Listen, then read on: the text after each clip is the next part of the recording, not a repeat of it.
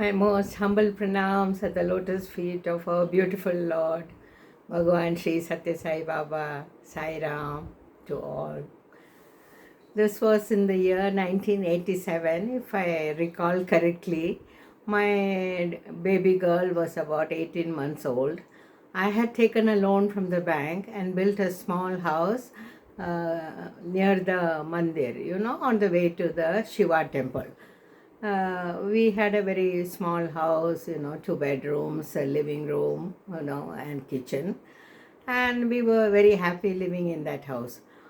Actually, for the Griha Pravesham of that house, because my son Kanak was in Swami school, he had taken a big picture of Swami for darshan, and Swami had very graciously signed on it with love, Baba. And he said, Griha Pravesham, chala happy, meaning very happy, very happy. Chala santosham, he said actually. And we had this big picture put for the puja of the house, and we started living in that small house. We were quite happy because it was close to the mandir, and I would take my little girl and go for darshans every day with my husband. This year, it was I think November or December, it started to rain. Puttaparthi normally in those days did not have very big rains. But this drizzle continued for many days, and it was raining all the time. And one morning, we had the people saying that the Chitravati was full, the water was rising, people were sort of worried.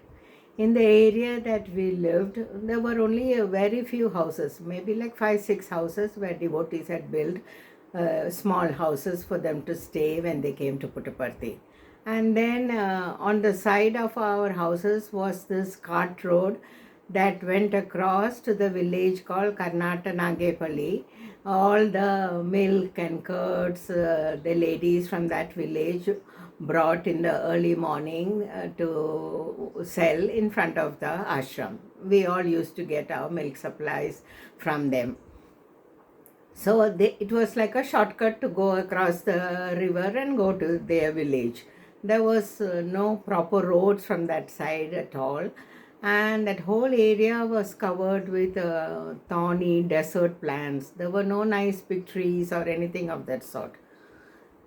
So we heard these people and the commotion saying that the water was rising, and by evening the water started to flow on the ground in front of our house. Slowly, little by little, the water was coming in.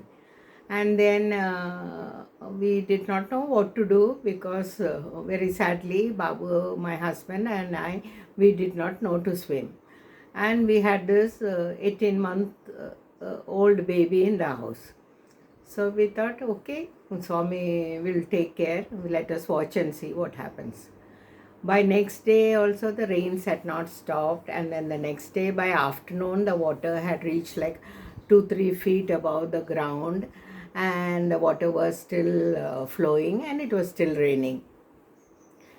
We saw in the afternoon, by late afternoon, 3 o'clock, 4 o'clock, we saw all the people in that area, even from the small village across, with all things that they could carry on top of their heads, and they were all running and they were all screaming and telling, leave quickly because the water is rising very fast.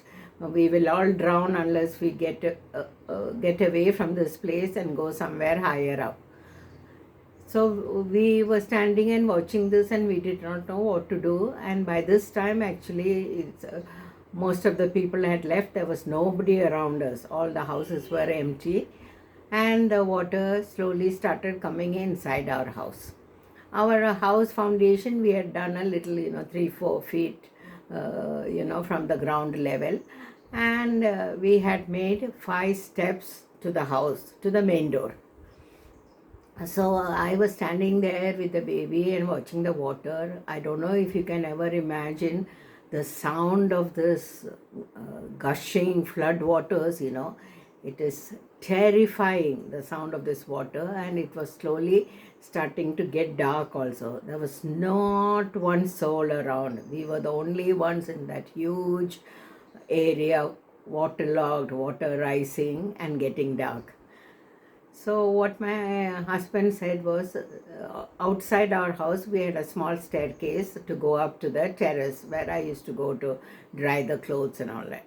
So he said, do one thing, you put some things for the baby, hot water and water, and some food, and take a tarpaulin and some bedspread, go and leave it on the terrace and come.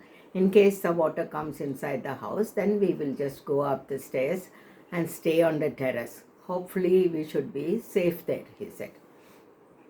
So I did that, and I came down, and I was watching the water rising, coming inside our compound wall. It slowly rose to the first step, and then after some time it reached the second step, and in the outside we could see rats and snakes all swimming and trying to escape from drowning. And some of them even came inside our compound, trying to find a place safe.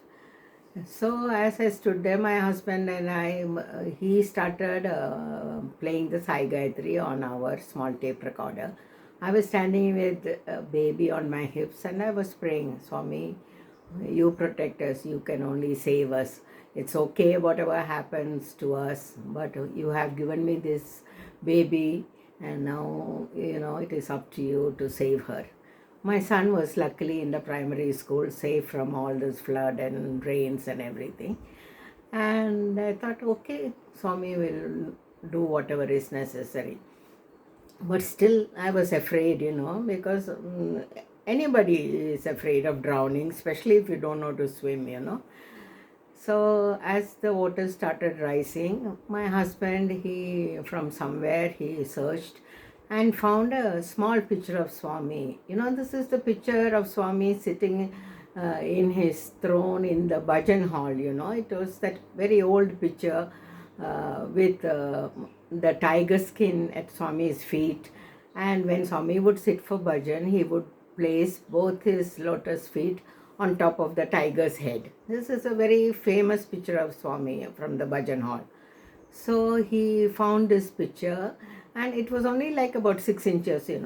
What he did was, he put some gum behind the picture and he stuck it to the front of the 5th step, just before the door. And the doorstep is there. He stuck the picture on that, and he said, Swami, it is up to you now. You can save us, you can let us drown, whatever, but we trust you. And he stuck the picture on that step. As I was watching, the water rose up to the 3rd step, then it covered the 4th step, and slowly it was rising to the 5th step. And you won't believe what happened. As soon as the water started lapping on the feet of Swami in the picture, it sort of, remained there. And I was getting ready, in case it covers the 5th step, to go up to the rooftop. We stood there and we watched and watched, and even an hour later, the water did not rise above Swami's feet in the picture. This is how Swami saved us from the flood waters, Swami's grace, Swami's blessings, Swami's protection is infinite to all his devotees. We call on him, oh Bhagavan, save us, and he comes running. It does not matter how he saves us. And the water stayed like that, and the next day morning, the water level had come down a little bit. And for the next few days, it was still waterlogged, maybe 1 or 2 feet of water all over. And the food in our house was over, and one of my friends who lived on Chitravati road, she would send her son with food for us. He would wade through this mushy water and bring us food morning and evening, and they took care of us for a week until all the water subsided and we could finally go for darshan. And I went and thanked Swami for saving us. Thank you for your listening and liking my stories. Please share with other Sai devotees. Kindly support my videos. Sai Ram, Swami bless you all.